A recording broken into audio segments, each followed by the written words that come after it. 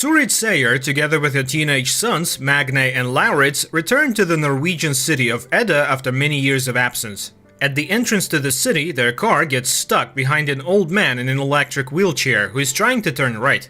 Magne gets out of the car to help, and the old man's wife approaches him. Looking into the guy's eyes, she smiles with satisfaction. He's a good boy, and then she touches his forehead.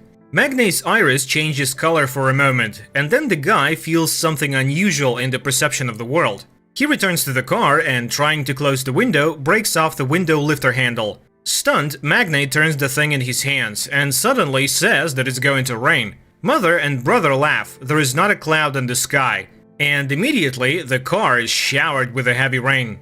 They continue on their way and get to their grandmother's old house. Lauritz is not happy that there is a shabby-looking trailer near the house, and Magne picks up an advertisement that calls for making the air of the city cleaner. The next morning, the guys go to school. Oddly enough, the brothers are assigned to the same class. The thing is, Magne is dyslexic, which is expressed by difficulties with word recognition and insufficient abilities in reading and writing. Magne's attention is immediately drawn to a pretty blonde, Gry, but Lauritz is ahead of him, and Magne has to sit in the back of the class next to Isolde, who is not popular at school. A lesson on the Scandinavian gods begins, and Magne learns that Edda is the last Norwegian city to convert to Christianity. It was here that Ragnarok took place, during which the gods died, and the fate of the giants remained unknown. During lunch, Magne sits at Isolde's desk again and learns that she's on the side of the Greens and is fighting against the pollution of the world. She also introduces the guy to Fjord Utul as son of the owner of the Utul Industries factories, Fjord's sister Saxa, and their mother, the director of the school by the name of Ran. And then she talks about her blog on YouTube. At the end of the classes, the two leave school together, and then Isolde notices that one of the wheels in her bicycle is bent. Much to the girl's astonishment, Magne easily fixes the brake and returns the wheel to its original condition, which surprises him as well. In addition, he notices that his eyesight has begun to improve. The next day, he, Isolde, and Gry get a general assignment in sociology and begin to study democracy. Magne suggests studying the topic by using their town as an example. At this moment, he sees his mother, who has come to talk to the director. The women discuss boy's progress at school and recall the tragedy that happened many years ago when the boy's father died under mysterious circumstances. Later, the mother notices that Magne is not wearing any glasses and does not understand how this can be. But she's distracted by Vidar Utul's car. It turns out that she and Vidar have known each other for a long time. After returning home, Vidar tells his wife Ran about the meeting with the woman, while their children Fjord and Saxa discuss their appearance and whether it matches their age. Vidar gives them a task to follow Magne, who is currently engaged in repairs, and notices a rune carved on his father's tools. Later, the guy visits Isolde's page and looks through her materials about the strange death of the fish in the fjord. The next day, the girl invites him to her place and reminds him that he no longer needs glasses. While choosing water in the store, she explains to Magne that he can't drink tap water in Edda, and the store clerk suddenly warns the guy about the danger of the vernal equinox. In Isolde's house, the guy finds out that the history teacher, Erich, is the girl's father. At dinner, she invites him to go with her to the mountain, as she monitors the speed at which the glacier is melting. They can go down by paragliding. The girl asks her father questions about her mother's death, but he keeps silent. Magne shares his memories of his father, and sweeping the girl's diary off the table, finds out that she has been hopelessly in love with Saxa for a long time. The next day, he tells his classmates about the upcoming hike in the mountains, while Fjord invites everyone to a party at his house. Returning home, Magne finds his mother repairing the fence, and his attention is drawn to his father's sledgehammer marked with the rune. The next day, Magne and Isolde go to the mountains. Soon they reach a blocked bridge, but Magne resolutely steps over the warning sign. Suddenly, the boy gets a text that his mother is unwell. He hurries to the city, and Isolde goes on alone. Meanwhile, Vidar's car is driving along the mountain road. Stopping on the side of the road, Vidar goes outside, undresses, and starts hunting deer grazing on the mountain. With one blow, he kills the animal and rips out its heart. Meanwhile, Isolde reaches the glacier and sees her marks. She takes water samples and then notices the thawed entrance to the cave and photographs it. Once inside, she finds a door blocking the entrance to the depth of the cave. Standing over the fjord, Vidar eats the raw heart of the deer and emits a heart-rending cry, which frightens Isolde. Upon reaching home, Magne discovers that his mother is absolutely fine, and angry at his brother's stupid joke, goes outside. He sees Isolde paragliding down the mountain. Suddenly, the paraglider starts drifting towards electric wires.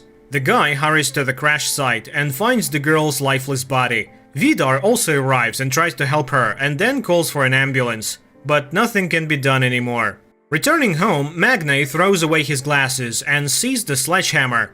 The distraught guy throws the hammer, and it disappears into the clouds, which are instantly covered with lightning. After everything that happened, Magne is taking the death of her friend hard and decides never to wear glasses again.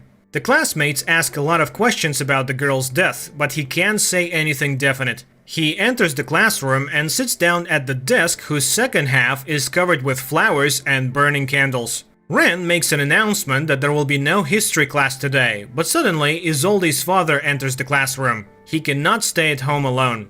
The man asks the school not to cancel the vernal equinox holiday because Isolde would be against such a decision. Later, the police announced that the girl's death was caused by a thunderstorm strike to the dome of the paraglider. But Magne objects. Everything happened before his eyes, and there was no thunderstorm at that time. Nevertheless, the case is being closed. On the same day, Vidar asks Stuart to get the insurance money for his car, which was smashed by some madman. And he sends the woman photos in which Stuart recognizes the sledgehammer. She hurries home to ask Magne questions, but he himself is shocked by such an accusation. The guy calculates how far he threw the hammer, 1,537 meters. But this is impossible. Magne buys a new sledgehammer and throws it in a deserted place late at night. And then he calculates the distance, 541 meters, which is several times higher than the world's record for hammer throwing. Meanwhile, Vidar examines the sledgehammer, while Ren speaks about the experiences of the school children, who sincerely mourn the dead girl. And then the husband suddenly admits that he killed Isolde because she found the entrance to the cave. The woman gets angry. They agreed not to touch the children, but since it happened, they need to find Isolde's lost phone. At school, Gry and Magne continue to work on the project together and listen to a warning not to blame the destruction of the planet only on the rich. Later at home, sorting out his mother's things, Lauritz finds an old blouse. Magne invites Gry to work at his house, which leads to a heartfelt conversation about Magne's past. Meanwhile, Turid notices Erich in the store looking lost. She expresses sympathy, and the man is grateful to her for it. Lauritz finds Magne watching the weather forecast. Magne insists that there was no thunderstorm the day Isolde died, and then he admits that it was he who threw the sledgehammer into Vidar's car. But his brother doesn't believe it. The celebration of the vernal equinox begins at school. The classmates show Saxa a photo of an improvised altar at the site of Isolde's death, while Vidar inspects this area in search of the girl's phone. He notices that Magne is visiting the place too. At school, everyone is shocked by the sight of Lauritz, who came to the evening in his mother's blouse and with makeup. The headmistress opens the evening and offers a moment of silence for Isolde. Saxa sings a song about her native land, which is interrupted by the appearance of Magne. Later, Lauritz advises his brother to forget about Gry, because Fjord is already hitting on her. Later, Lauritz starts hitting on Yukutu. Then the headmistress takes the two boys away. Magne sits down with Gry, but Fjord invites the girl to a dance, and the guy has nothing to do but sit and watch. Watching them, he crushes the bottle in his hand, and it shatters into small pieces. He goes to the men's room, where he meets Oscar, whose mother is a police officer, and he blurts out that the girl died from hitting a rock. At this time, hot dancing begins in the hall, and Magne sees the headmistress surrounded by boys.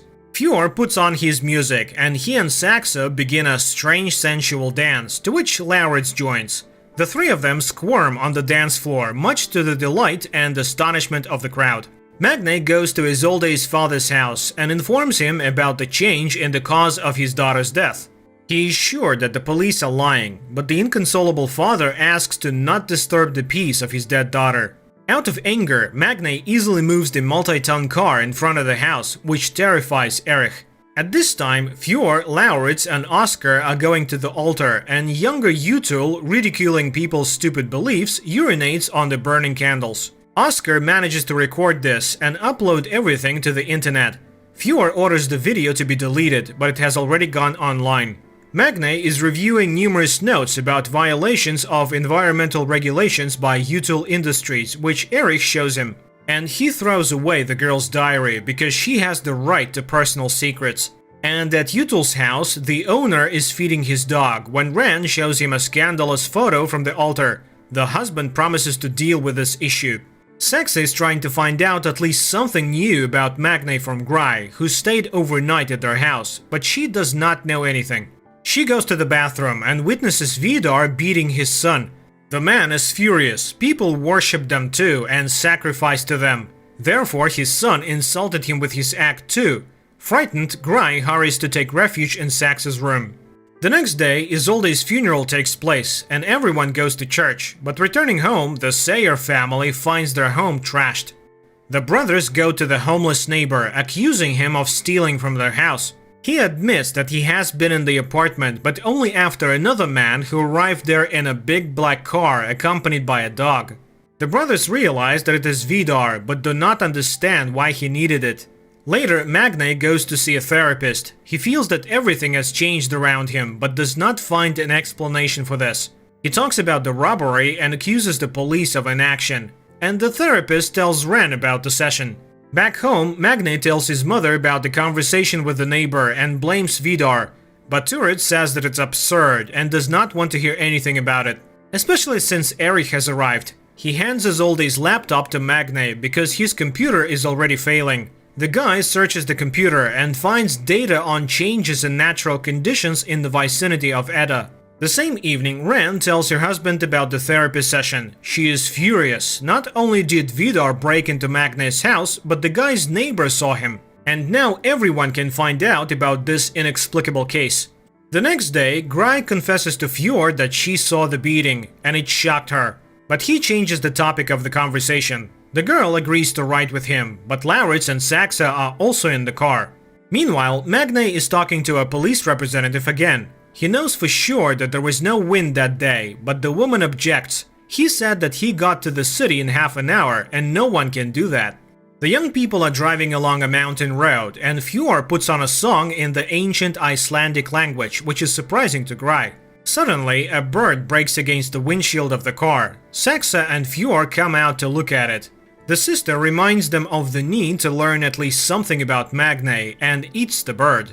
Puzzled by the officer's words, Magne goes to a deserted warehouse and starts jogging to see how fast he runs. He does a 100-meter dash in just 7 seconds. Meanwhile, Erich has given Isolde's jacket, which has traces of blood on it, and Vidar follows Magne and witnesses an accident in which the guy is hit by a snowplow.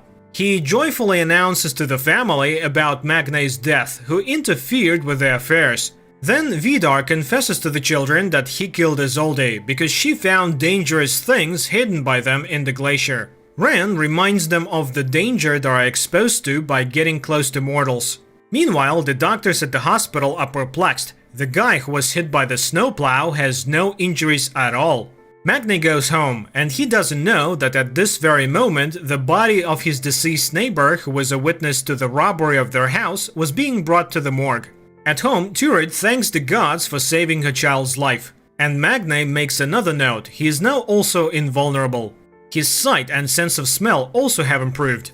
The next day, during the lesson, there is a skirmish when Magne blames the Utul plants for the emissions of harmful substances which caused the inhabitants of the fjord to die. Saxa resolutely defends her father.